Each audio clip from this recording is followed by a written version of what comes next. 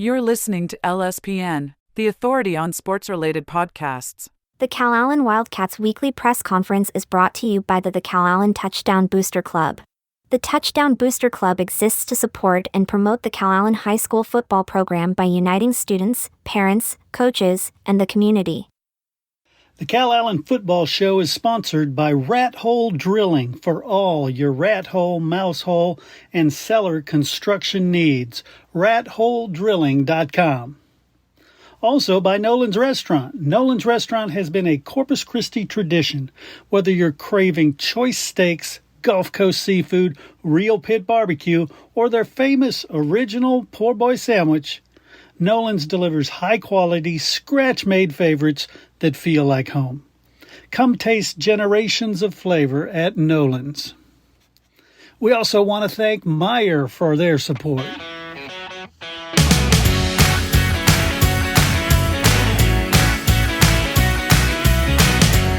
All right, everybody join me in welcoming Coach Charlie Reed to the show. Coach, how are you doing? I'm good, Chris. How are you? Good. Well, congratulations on the first of hopefully many gold balls this season. Yes, sir. I appreciate it. Yeah, you bet. So talk to me about Reeve Bowl 2. From the opening kickoff, momentum just jumped on your side of the field. Yeah, I thought we started fast. I thought, I think it first started out, I thought we had a really good week of practice and preparation. I thought our kids' approach to the game was really, really good, and we did. We started fast. Fortunate, they mishandled the first, kickoff of the game, and we were able to pin them deep and force the punt. And I think 3 plays later, first defensive play, forced the fumble. And then 3 plays later, punched it in, and I think we scored on the first three drives of the game, and then we were backed up on, I guess, our 4th possession of the game, and ended up fumbling it, and they took it in and scored the next play, and then we scored again after the next possession, and first half, I thought our kids really played well. I thought we played out, came out fast, and I thought our defense played well. We knew we were going to have to do a good job as far as, getting aligned and stopping the run and stopping a lot of the things that they do really well. So it was a good first half for us. Second half, I think both sides, made some adjustments, and first offensive drive of the second half, we ended up losing our quarterback. I think that was the first time that in my career that I've had 2 freshmen in the backfield for, playing a playoff game. But I thought, our backup Ian Garcia came in. I thought he did well, and second half, neither team scored, but we ended up scoring enough to end up winning the game. So really proud of our kids. I thought they played well. I thought our defense played really well, and we're fortunate to play another week. Yeah, definitely. And if you could, obviously in the first half you've got some offensive heroics to discuss. Talk about that. Yeah, I thought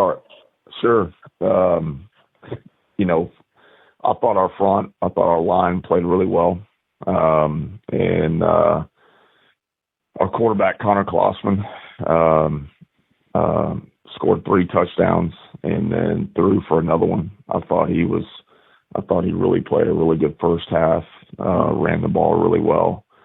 And I thought he was efficient, throwing the ball. We didn't throw it a whole lot, but when we did, I thought he was efficient. I thought he made good decisions on some of our, RPO, quick game stuff. And, we've got some guys that if we can get the ball out in space, Drayson Gomez being one of them, and Reese Rusher, and if we can get those guys the ball out in space, usually good things happen. I thought our running back Jimmy Tipton, did a lot of good stuff, and we talk a lot about staying on schedule, and I thought we did that. I think we only had maybe 2 third and longs, 2 or 3 third and longs, and that was important just because of all the many looks that that El Campo's defense can give you in a third and long situation as far as their blitz packages and their coverages and stuff like that. And so, I thought we did a good job on first and second down on kind of staying on schedule and keeping ourselves in manageable situations. So again, from an offensive standpoint, it was really a group effort. I thought our line played really well. I thought our wideouts, really did a good job as far as blocking the perimeter, and we had a lot of guys that stepped up and made plays. So, that was good to see. Yeah, definitely. And then we flip the script there and talk about defense, because like you pointed out, it was a strong defensive effort throughout. And gosh, your defense gave your nephew, Colt Reeve, fit. It was a rough night. Yeah, I thought our defense played well. Like I said, going in, we knew we were going to have to stop the run, and I thought for the most part, I think we did a good job of that. I thought, linebackers played well. I thought, up front, I thought we did some good stuff, and they've got some guys that, when they get out in space, they're dangerous, and I thought for the most part, we did a good job as far as not giving up the big ball. I think they do a good job as far as, throwing the deep ball, and we limited that, and we're able to get some pressure up front, and so overall, again, I thought our defense played well. Excellent. Cool. So you mentioned losing the quarterback. How are things health-wise there? I think he's going to be okay. He kind of came down on the back of his head, and I think probably more than anything, it was just kind of held him out from a precautionary standpoint. But but I think he's going to be okay, and health-wise, I think we're in pretty good shape. I mean, about the same as we were last week, and we got same bumps and bruises everybody does at this point in the season, but I think we're in pretty good shape. Nice. Well, let's talk about Canyon Lake. They absolutely thumped Taylor 63-19, and their only losses are to some region powers, 2 of which are waiting on the other side of the bracket right now. Yeah, no, obviously Canyon Lake's a really good team. A really experienced team. Defensively, all 11 of their starters are returning starters from last year. 10 of the 11 are seniors. So it's a really experienced group. Defensively, I think they play really well. I think they've got some good players. I think, there's a lot of movement that goes on that can create problems, and I think they tackle well and they run the ball well, and so from the defensive side, I think they do a really good job. Offensively, to me, it kind of starts with the quarterback.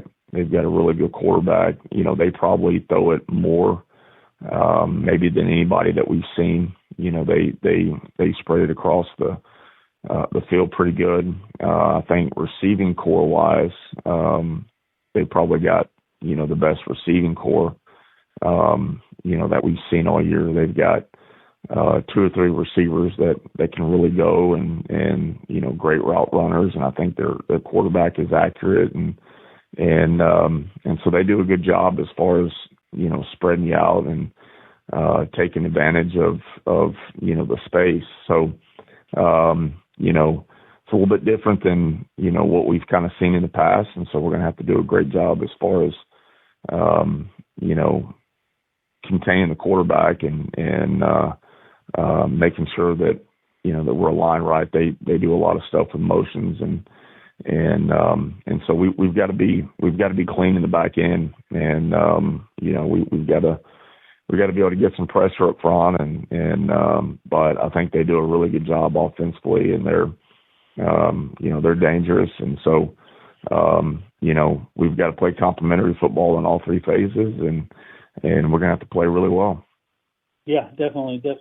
And that one is at Southwest Legacy, is that right? Yes, sir. Yep, Southwest Legacy in San Antonio. Cool. All right, Coach. Well, again, congratulations on the first playoff win this season, and hopefully there's many more to come. Yes, sir. I appreciate it.